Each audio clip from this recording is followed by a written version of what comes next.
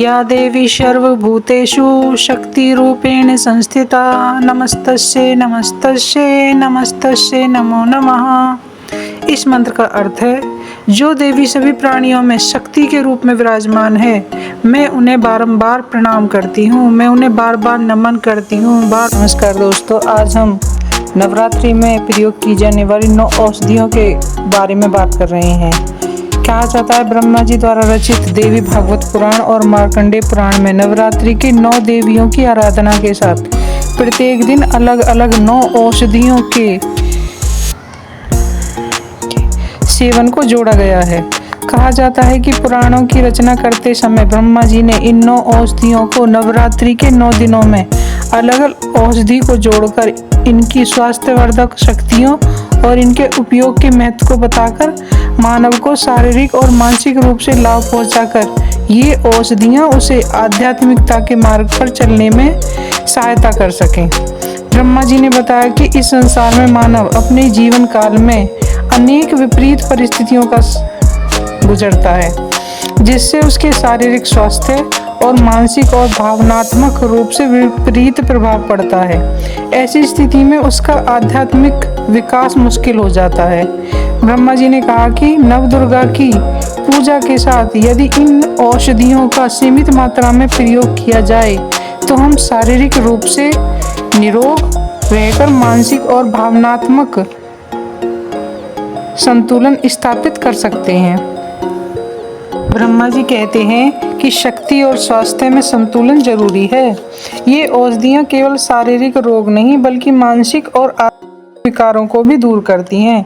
वे कहते हैं कि धरती पर उत्पन्न प्रकृति की हर चीज एक औषधि का रूप है, परंतु इसके सेवन से पूर्व इनके बारे में हमें ज्ञान होना बहुत जरूरी है और इन्हें समझकर प्रकृति की प्रत्येक धरोहर को अनमोल मानकर इन्हें सम्मान दें ताकि ये संरक्षित की जा सकें। उन्होंने लिखा है कि जो भी व्यक्ति नवदुर्गा पूजा के समय इन औषधियों का उचित मात्रा में प्रयोग करेगा, उसे अच्छे स्वास्थ्य के साथ मानसिक शांति, भावनात्मक संतुलन और आध्यात्मिक उन्नति प्राप्त होगी। अथर्ववेद और चरक संहिता में भी इन नवदुर्गा की औषधियों की महिमा और लाभों के विषय में विस्तार से लिखा गया है। तो चलिए इन 9 औषधियों के विषय में जानते हैं। यदि आपको यह जानकारी उपयोगी लगे तो अपने दोस्तों के साथ शेयर करें। वीडियो को लाइक कर कमेंट के माध्यम से अपने अनुभव हमारे साथ साझा करें। ऐसी ही नई जानकारी पाने के लिए हमारे चैनल को सब्सक्राइब कर बेल आइकन को प्रेस करें ताकि हमारे ऐसी ही और नई वीडियो का नोटिफिकेशन आपको मिल सके। नवरात्रि में प्रयोग की जाने वाली ये नवदुर्गा औषधियों के विषय में जानते हैं। नवरात्रि में पहले दिन माता शैलपुत्री की पूजा की जाती है। कहते हैं इस दिन हरड़ का प्रयोग किया जाता है। यह कई प्रकार के रोगों में काम आने वाली औषधि है, जिसे हिमावती भी कहा जाता है, जो देवी शैलपुत्री का ही एक रूप है। यह आयुर्वेद की प्रधान औषधि है। इसे पथ्या, हरितिका, अमृता, हेमवती, कायस, चैतकी और श्रेषी 7 प्रकार की औषधि रूप में जाना जाता है। नवरात्रि का दूसरा दिन माता ब्रह्मचारिणी का होता है। इस दिन ब्राह्मी का सेवन उपयोगी बताया गया है।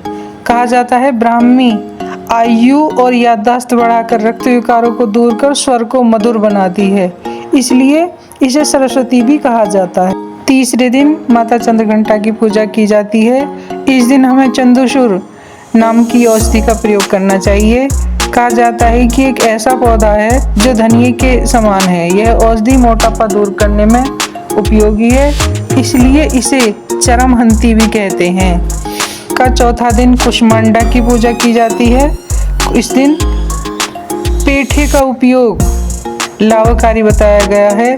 कहा जाता है कि पेठा औषधि में प्रयोग के रूप में प्रयोग किया जाता है। इस रूप को पेठा या कुष्मांडा कहते हैं।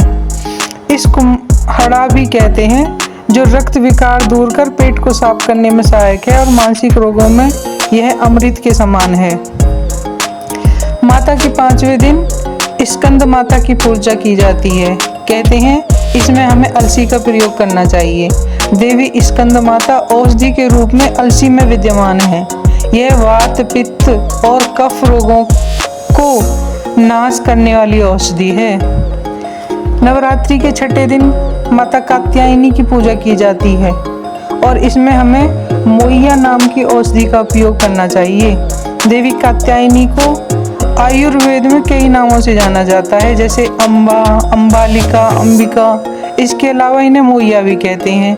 यह औषधि कफ, पित्त व गले के रोगों का नाश करती है।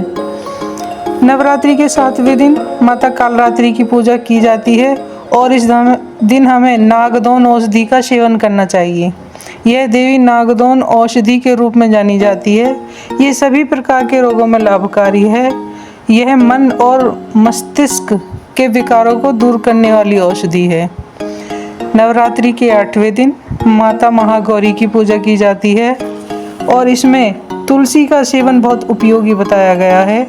तुलसी 7 प्रकार की होती है: सफ़ेद तुलसी, काली तुलसी, मरुता तुलसी, दवना तुलसी, कुढेरक तुलसी, अर्जक तुलसी और षटपत्र तुलसी। ये सब तुलसियाँ रक्त को साफ करने और हृदय रोगों का नाश करने के लिए बहुत ही गुणकारी हैं। 9वें दिन माता सिद्धिदात्री की पूजा की जाती है और इस दिन शतावरी का सेवन उपयोगी बताया गया है। दुर्गा का 9वां रूप सिद्धिदात्री है, जिसे नारायणी शतावरी भी कहते हैं। यह बल, बुद्धि और विवेक के लिए बहुत उपयोगी है। इस प्रकार नवदुर्गा की पूजा के साथ हम माता की आशीर्वाद के साथ साथ आरोग्यता भी प्राप्त कर सकते हैं। इसलिए यदि आप कर सकें तो इन औषधियों का उपयोग अवश्य ही करें।